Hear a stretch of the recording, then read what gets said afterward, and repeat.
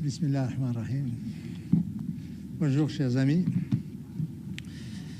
Le Royaume du Maroc se félicite de l'adoption de la résolution 57-26 que le Conseil de sécurité vient d'adopter à l'instant sur la question du Sahara marocain.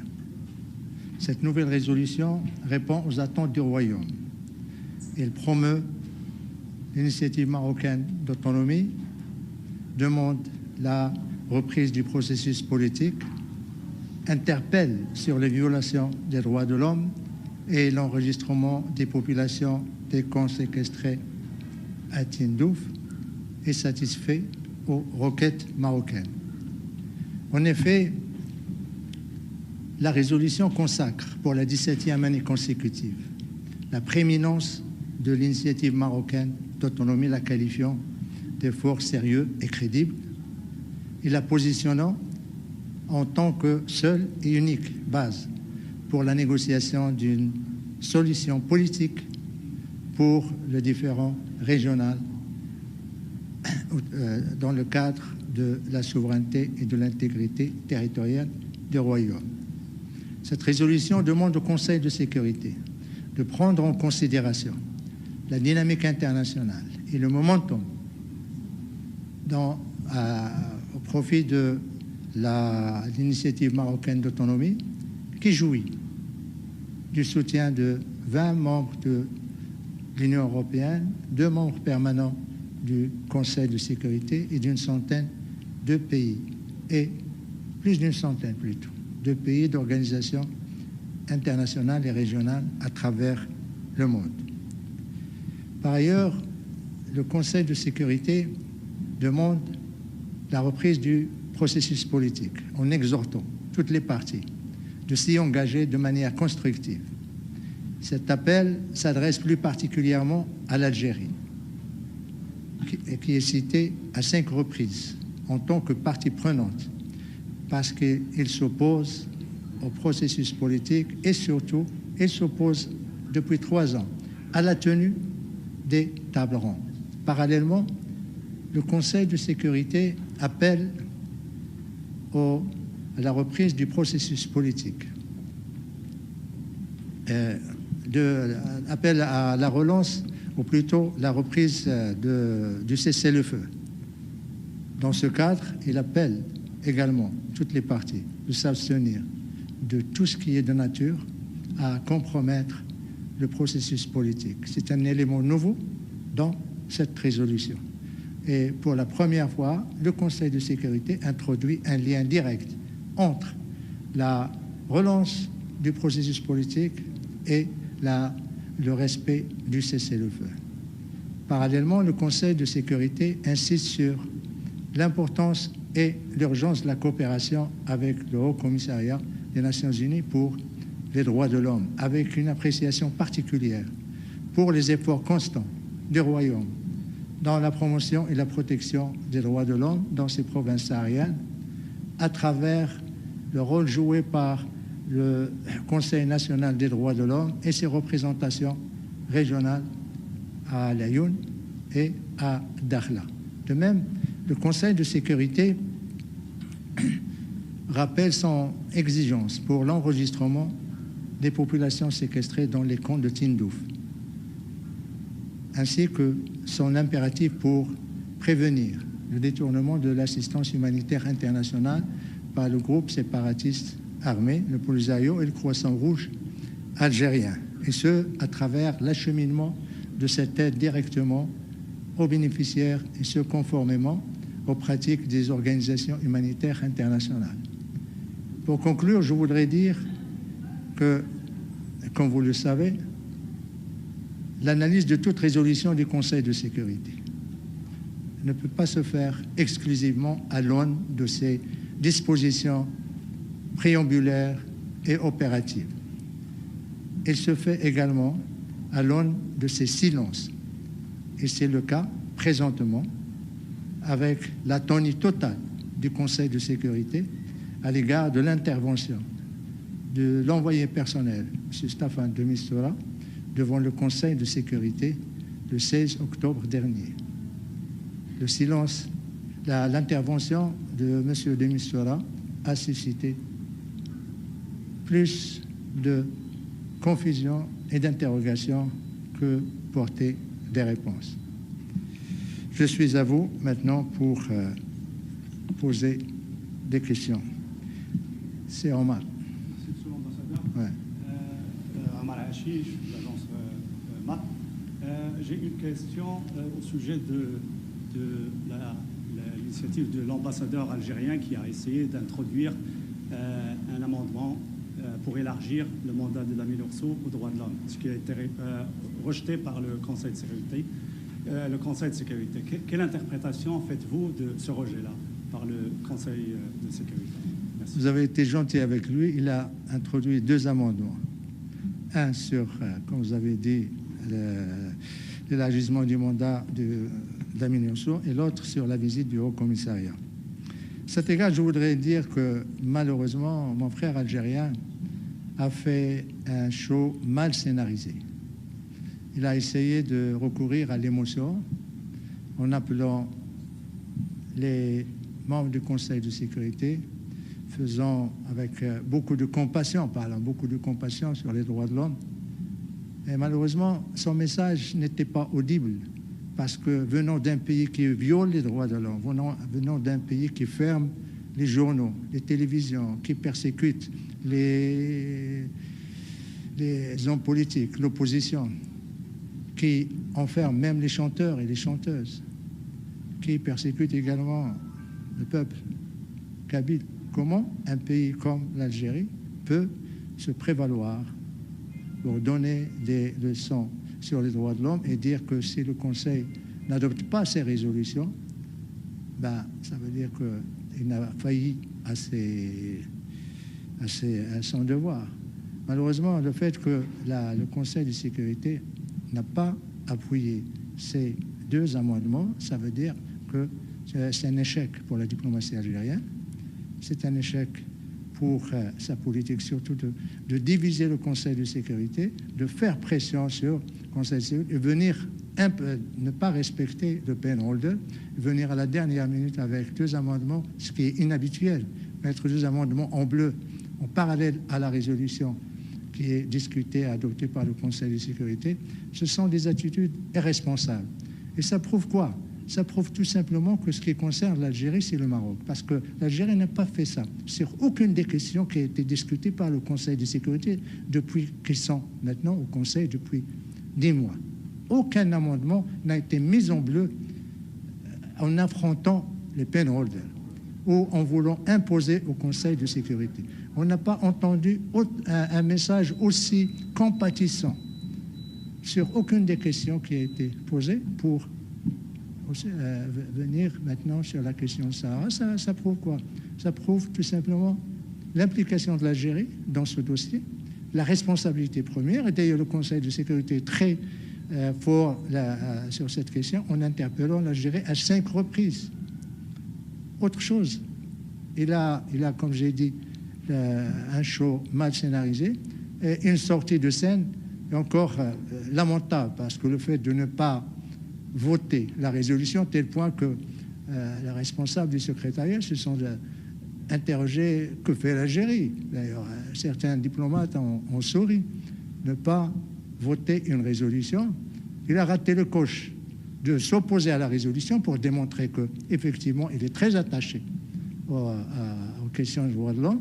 Il a raté le coche également en s'abstenant, ou plutôt en ne participant pas au vote, ce qui veut dire que, d'après l'explication qui est donnée dans les manuels des Nations Unies, quand un pays membre du Conseil de sécurité ne participe pas au vote, ça veut dire qu'il a une implication directe, qu'il a un intérêt direct dans cette question. Et c'est la preuve que, malheureusement, l'Algérie nous donne la preuve aussi bien par la manière que par le contenu, que par la mise en scène de son attitude cet après-midi devant, je dirais, le monde entier, parce que grâce à la télévision des Nations Unies, le monde entier suit ce qui se passe au Conseil de sécurité. Voilà ce que je tenais à dire sur cette péripétie des 2 amendements de l'Algérie. C'est Zakaria? Oui, s'il vous plaît.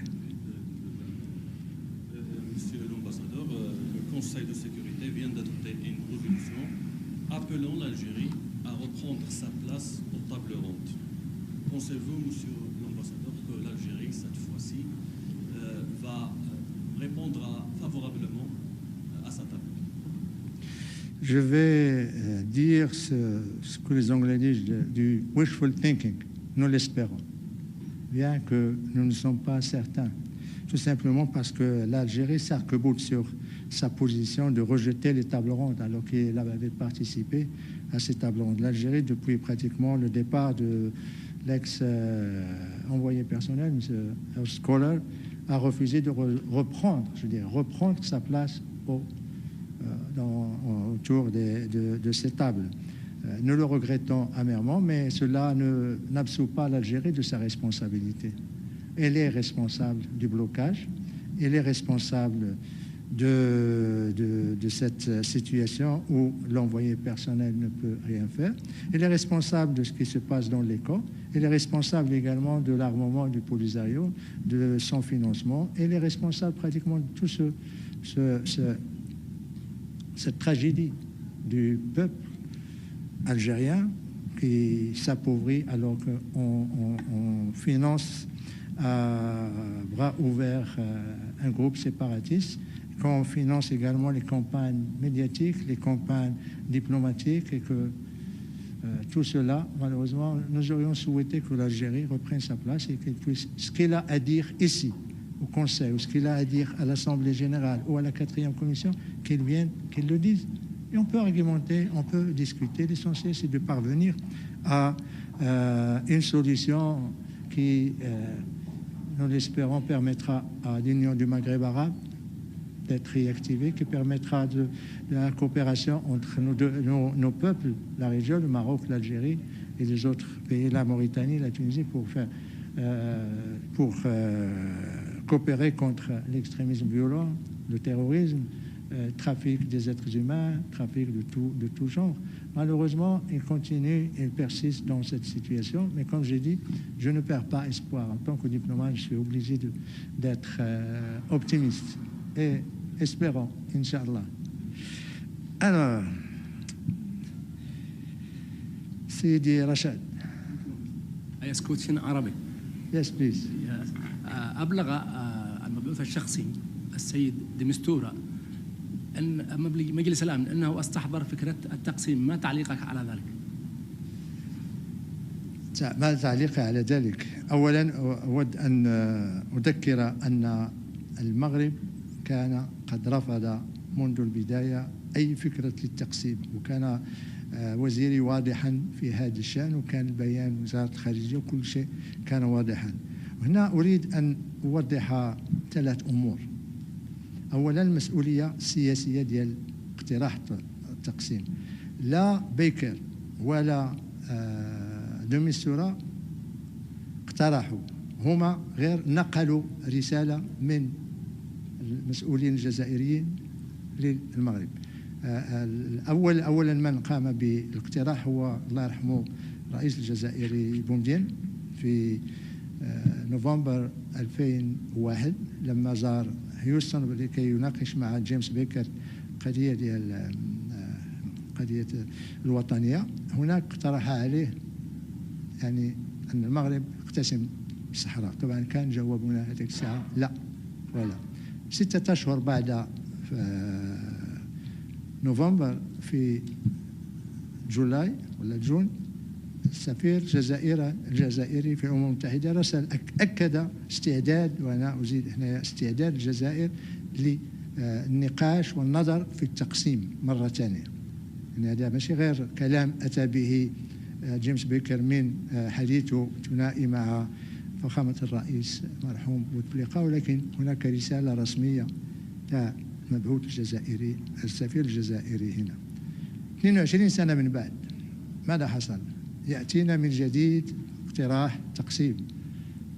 حامله هو لما كان المبعوث الأممي في الجزائر، طبعا قيل له بلغ للمغرب أننا على استعداد أن ننظر من جديد في التقسيم. وكان جواب المغرب وخاصة ووزيري أن المغرب هذا مولود يعني ميت، هذا مرفوض. احنا المغرب لا نريد النقاش في هذا التقسيم. هذا يعني المسؤولية السياسية، غير باش نأكد على دور الجزائر المحوري والهام في هذا.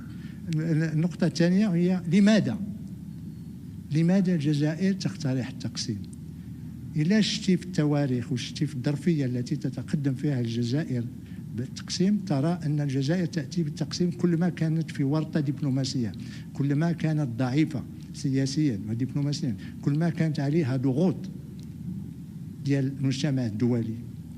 وهنا أذكر أن كلام رئيس بوتفليقة كان في نوفمبر، في قبل عدة أشهر في نفس السنة، الأمين العام للأمم المتحدة قال أن الاستفتاء لن ينظم لأنه impracticable، لا يمكن تنظيمه، والبلان دو ريغلومون خلاص انتهى.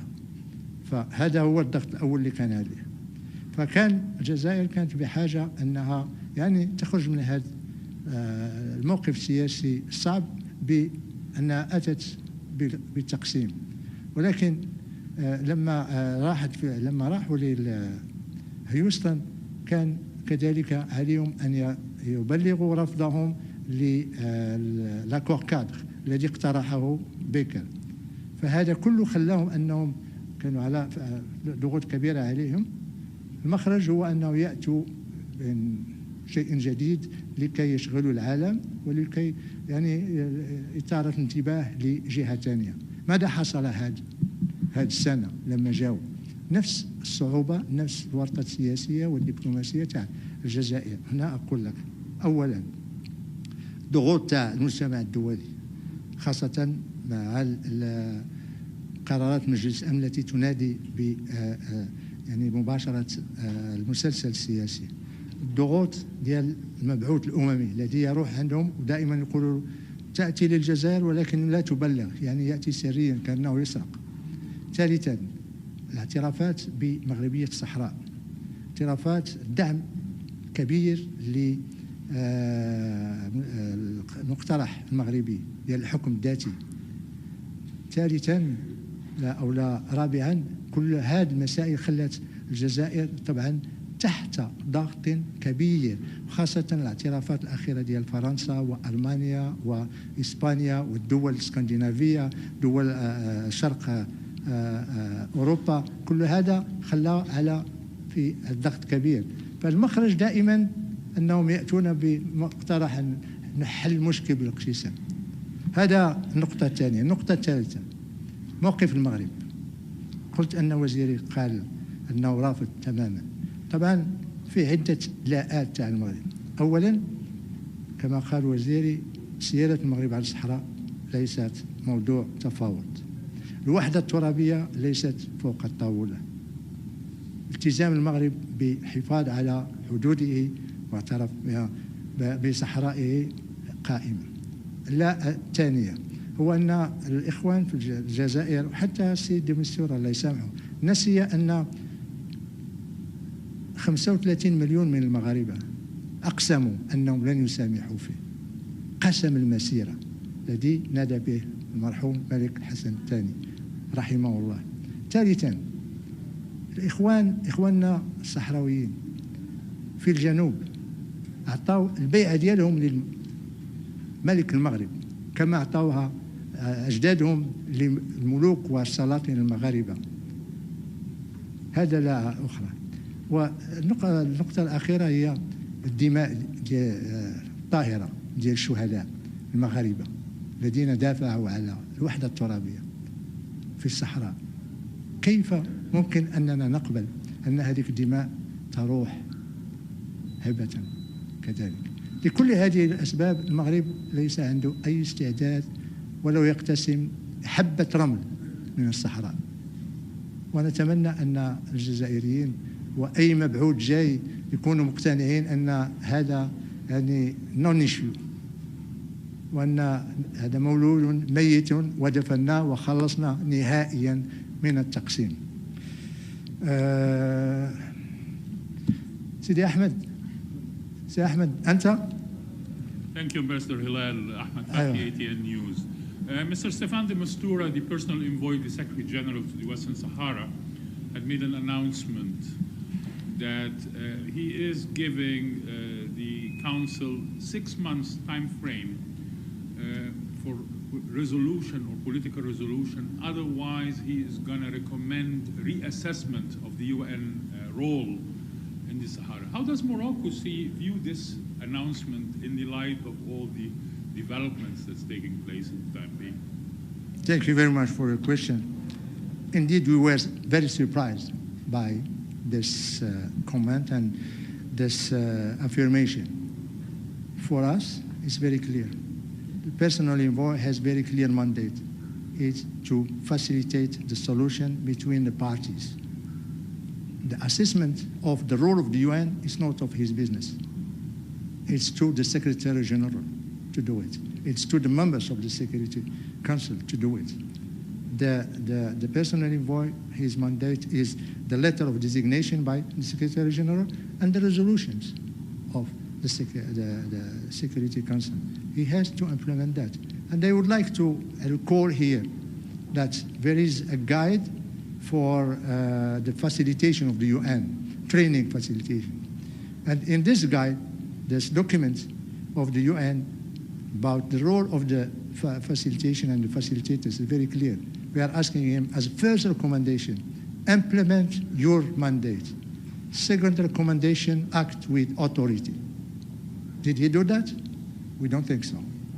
So for us, we are just asking him to implement his mandate based on the letter of the Secretary General and implement the resolution of the Security Council who are calling for the resuming of the table, the round tables, where they end with President Koller.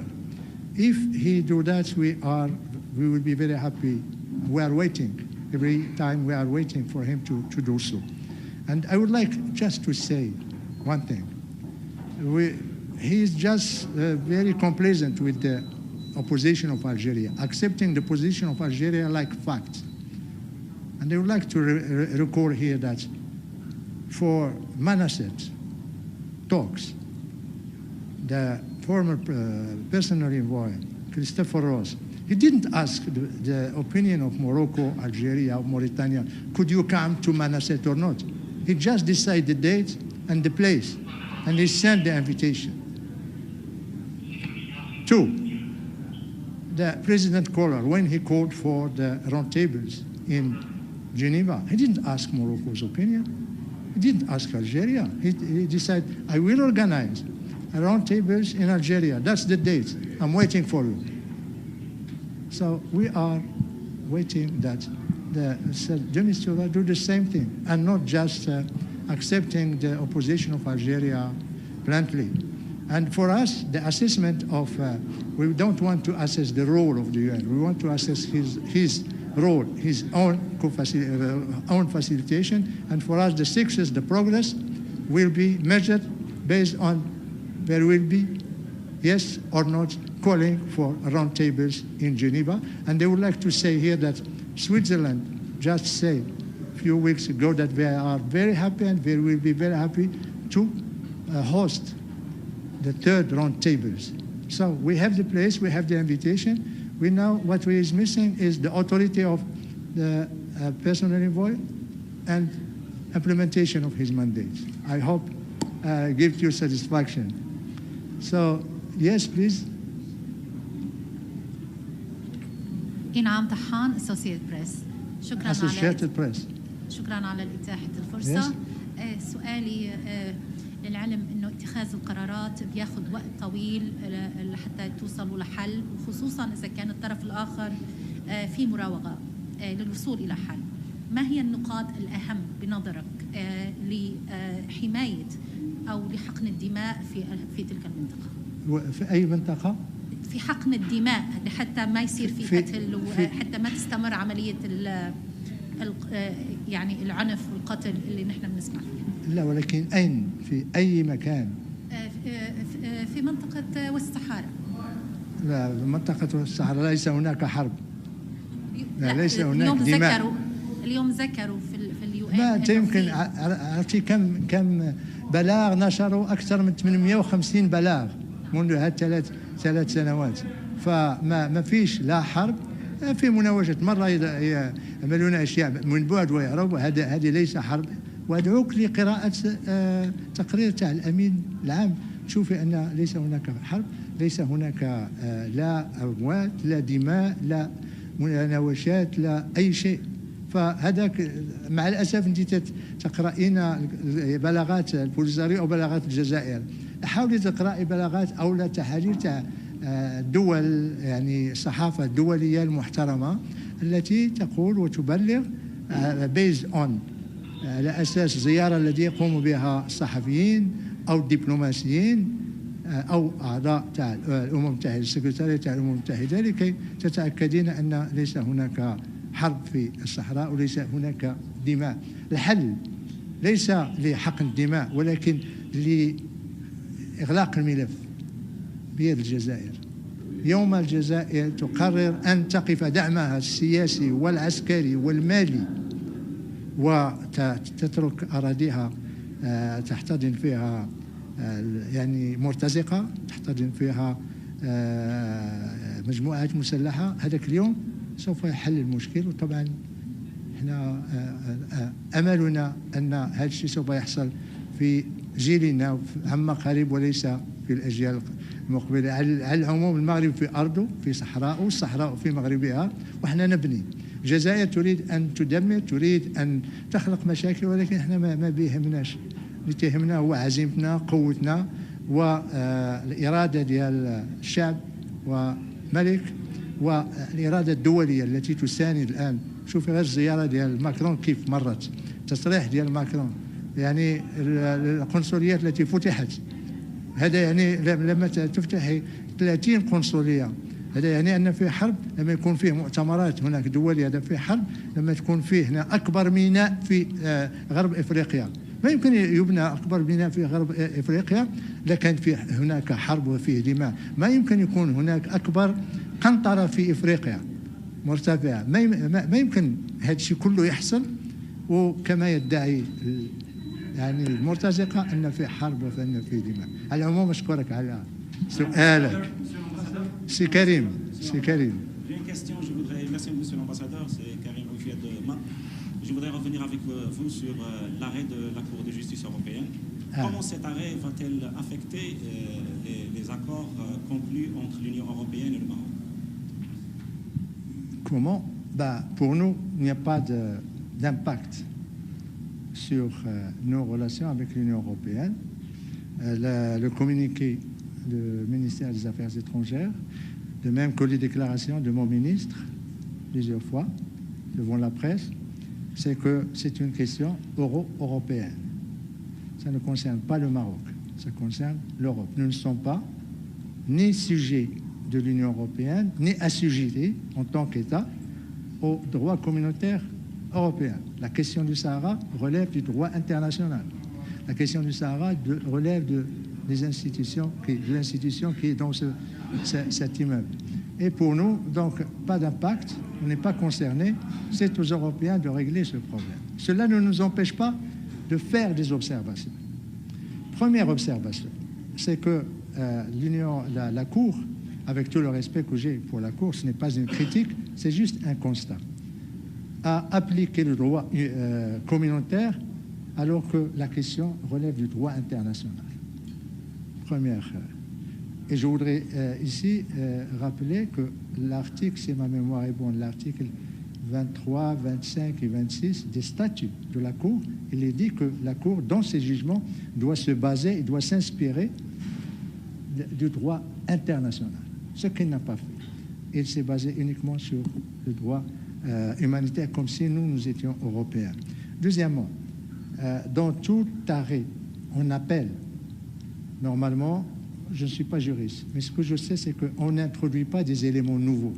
Or, la Cour a introduit un élément nouveau alors qu'elle était censée juger ce qui existe et non pas venir avec un élément nouveau qui est la population. En ce qui concerne cet élément nouveau, elle s'est basée sur ce qu'a dit l'avocat de l'autre partie sur la population, 500 000. D'où vient ce 500 000? Il n'a pas eu qu'il puisse le dire, c'est une chose, mais que la Cour puisse c'est-à-dire l'utiliser comme un argument, c'est inacceptable et maladroit. Ici, je voudrais montrer un document qui date, c'est le اللاجئين منظمة ديال الأمم المتحدة للاجئين المندوبية السامية للاجئين تقرير حول الجزائر ومخيمات تندوف والمندوبية السامية للاجئين يعني تناقش المسألة تاع المساعدات وكذلك كيفية تفريق المساعدات على أساس الأعداد التي تعطى لها. وفي هنايا lessons learned and future outlook، يعني الدروس المأخوذة فيما يخص هذه المساعدات ديال اللاجئين لسنة 23 24 25. يقولون أن العدد السكان 173,600 وزايدين هنايا كما أعطيت لهم من طرف البلد المضيف. Vous voyez, c'est très clair. Le document est très clair, très éloquent. Les Algériens disent c'est 173 000, la Cour européenne dit c'est 500 000. Donc comment faire? Dernière observation pour ce qui concerne la Cour, c'est que la Cour a critiqué l'avis juridique Corel, qui est un avis qui a été demandé par le Conseil de sécurité. Comment une Cour européenne peut-elle se permettre de critiquer un avis qui a été émis par une organisation internationale basée sur le droit international?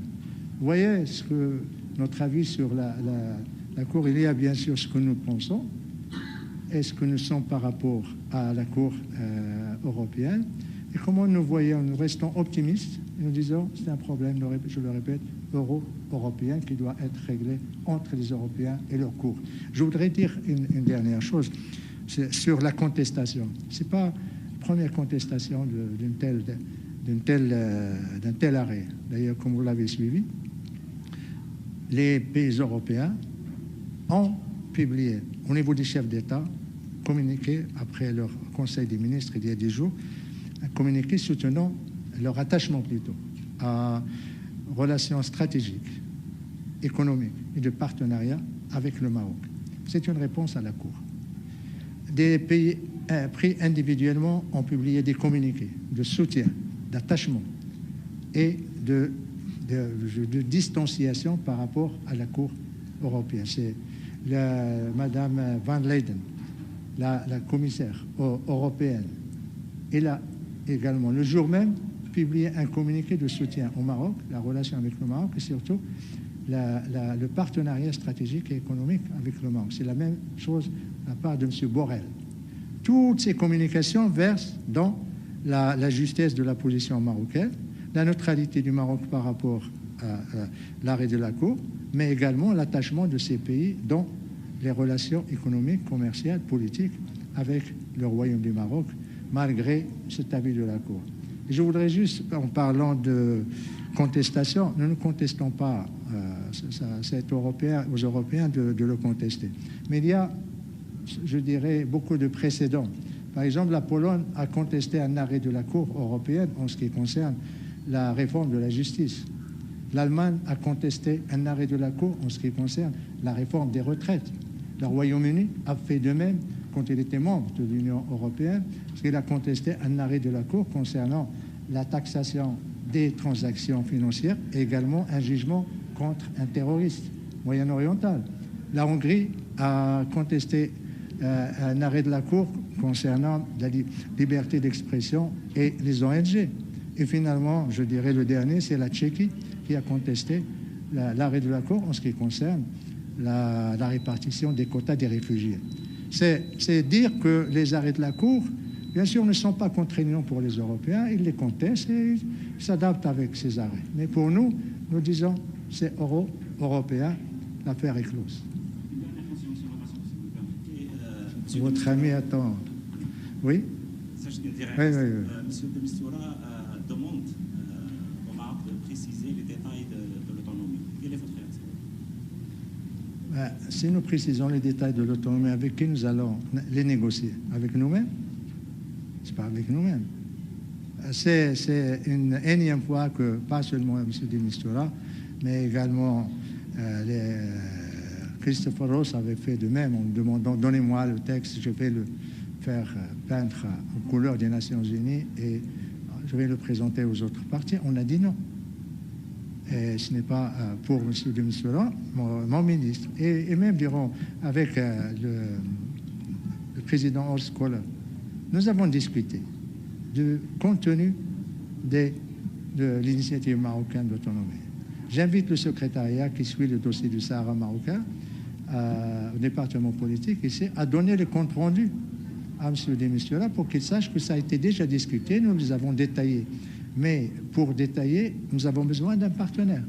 Le Maroc a été très clair. Dès qu'ils acceptent l'autonomie en tant que solution définitive dans le cadre de la souveraineté et de l'intégrité territoriale du Maroc, tout devient possible et on détaillera autant qu'ils le voudront et nous serons ouverts à la discussion. Mais que nous puissions, nous, dire, voilà, nous voulons détailler. Après, qu'est-ce qu'on va discuter? Lorsqu'il y aura, dans un an, 2 ou je ne sais combien d'années, il y aura une réunion des tables rondes, qu'est-ce qu'on va discuter? Et ce n'est pas sûr que ce que nous allons détailler va être accepté. Nous leur disons, venez avec tout ce que vous voudrez mettre dans ce projet, cette initiative. Mais vous devez être prêt à l'accepter et à discuter en toute franchise. Et le Maroc fera preuve de beaucoup de générosité, beaucoup de souplesse et surtout amènera les garanties internationales nécessaires pour, en ce qui concerne les systèmes autonomiques à travers le monde. Comme nous avons pris des leçons, ou plutôt nous sommes inspirés de plusieurs systèmes autonomiques avant de présenter l'initiative d'autonomie, eh bien, nous allons nous inspirer également de ce qui est fait, de ce qui est mis en œuvre pour réussir l'initiative, Inch'Allah. Oui. Monsieur l'ambassadeur, de l'agence EFE, d'accord. Dans le sens que vos collègues de là-bas, oui. Comment peut-on négocier sur un texte si on ne connaît pas le contenu? Et une deuxième question, monsieur de Mistura, il a fait allusion pourquoi il pourrait même quitter son poste s'il ne voit pas de problème d'ici 6 mois. Alors, je vous réponds sur la première question. Tout d'abord, le texte, il est public. Et ceux qui disent qu'ils ne connaissent pas ce qu'il y a dans le texte, c'est qu'ils font preuve de, je ne dirais pas de malhonnêteté, mais vraiment, je ne veux pas qualifier leur attitude.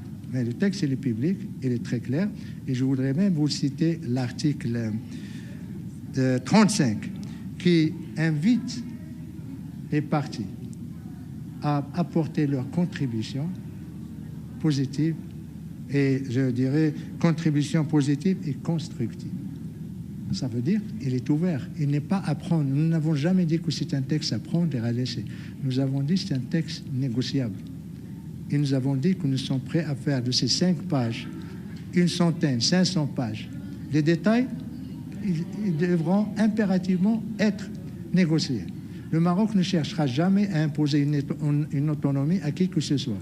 Nous avons toujours été légalistes, nous le resterons. La solution viendra dans le cadre des tables rondes, dans le cadre de la facilitation des Nations Unies, avec l'appui du secrétaire général, de son envoyé personnel, et in fine, avec l'approbation de tout accord entre les parties par le Conseil de sécurité. Notre vision est très claire. L'ONU, rien que l'ONU, et pas plus que l'ONU. Voilà. Mais nous sommes ouverts. Pour ce qui concerne Monsieur Départ, vous avez dit, il cherche à partir. Qu'est-ce que vous avez dit, s'il vous plaît? Moi qui le dis, il a fait allusion à comme quoi il pourrait peut-être reconsidérer sa mission d'ici 6 mois s'il ne voit pas de progrès. C'est pas à moi que vous devez me poser la question. Posez-lui la question. À lui. Pour nous,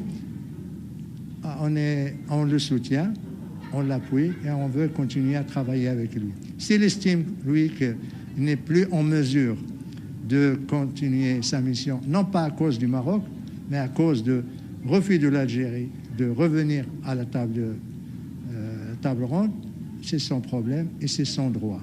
Et nous le regretterons, je le dis en toute franchise. Mais je vous invite à lui poser cette question directement. Êtes-vous en général satisfait de son rôle et de la manière dont il a mené? Satisfait, non, mais nous lui faisons confiance. Ben, satisfait sur quoi? On n'a rien vu. Rien. Et chaque fois, on dit quand est-ce qu'on va se retrouver, quand est-ce que l'Algérie va revenir. Il y a une petite lueur d'espoir. Je crois, dans son briefing au Conseil de sécurité, il a dit que l'Algérie serait disposée à revenir à une sorte de table ronde. Pas table ronde, c'est-à-dire, je sais pas, la géométrie de la table n'est pas un problème pour eux, mais c'est une question de menu. Eh bien, discutons le menu. Et on peut s'asseoir, quelle que soit la géométrie de la table. Nous lui faisons confiance, mais s'il doit partir, on ne va pas le retenir, parce qu'on doit respecter sa volonté. Mais j'insiste, reposez-lui la question. S'il vous dit quelque chose, tenez-moi informé, s'il vous plaît. D'autres questions? Non? Merci infiniment.